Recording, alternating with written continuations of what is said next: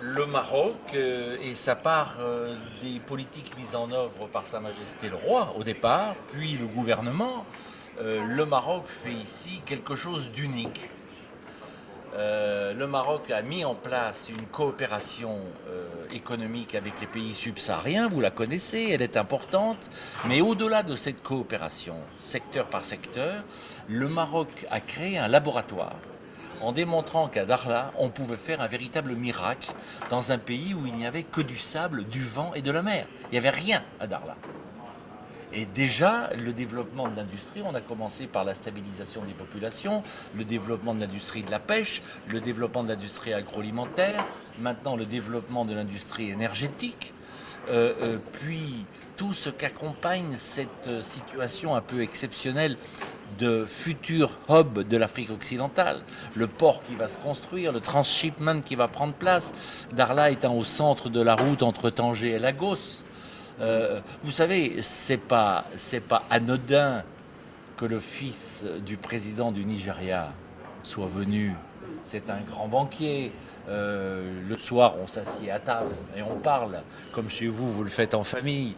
Il est là. La fille du président Zuma, elle est là. Parce que le monde africain appartient aux jeunes. On est en train d'en parler actuellement dans cette séance. C'est la jeunesse qui compte, c'est la jeunesse qui prend des initiatives et qui achèvera les projets qui sont en cours. La fille de Zuma veut se marier avec un Marocain. Messieurs, s'il y en a un d'entre vous qui est libre, elle a déclaré qu'elle voulait un fiancé marocain.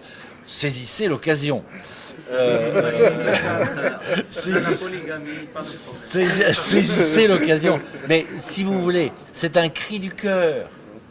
Quand on sait tout ce qui reste à construire entre l'Afrique du Sud et le Maroc, il y a beaucoup de choses encore à faire. Quand on voit la fille du président qui vient et qui dit « je veux épouser un Marocain », mais c'est une déclaration d'amour pour Dakhla, pour le Maroc. Donc moi je suis très confiant et je pense sincèrement que le forum a fait quelque chose de gigantesque. Je suis gêné parce qu'on parle de nous, mais on a fait un pas en avant considérable en ouvrant les portes de Dakhla au monde entier.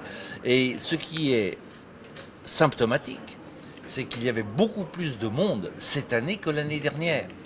Si nous avions mal travaillé ou si l'idée de Dakhla n'était pas bonne, cette année on aurait eu la moitié moins.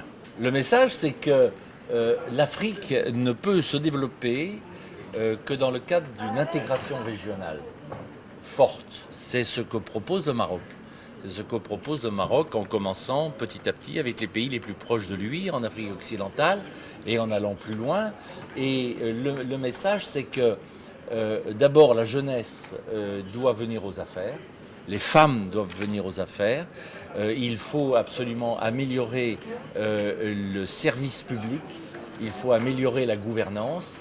Il faut tenir compte de tous les messages qu'apporte de manière un peu subliminale et délicate le Maroc en termes d'éthique, en termes de soucis, de préoccupations du bien public et de la gestion des affaires publiques.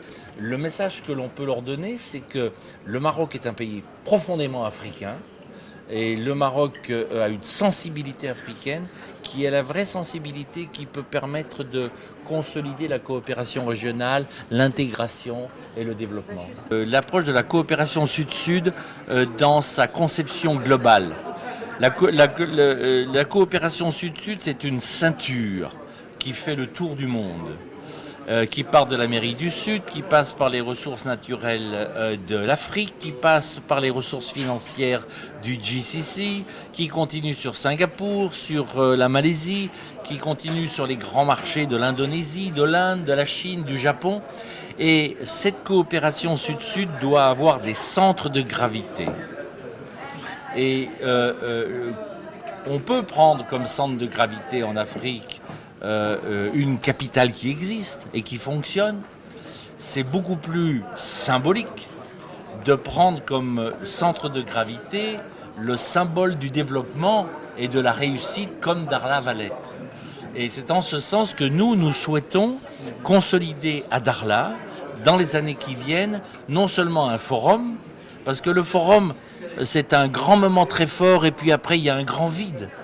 Moi, ce qui me touche, ce qui m'a beaucoup touché l'année dernière, c'est l'enthousiasme de la population de Darla par rapport à ce que nous faisons. Les gens de Darla sont heureux et cela conforte ma vision des choses, à savoir qu'il était particulièrement injuste que certains donneurs de leçons essayent de mettre cette population sous embargo. C'est une population dynamique, pleine de ressources, pleine d'énergie, pleine de volonté, qui veut exploser au bon sens du terme, ouvrir ses fenêtres et s'intégrer mondialement. Si nous sommes invités, nous reviendrons.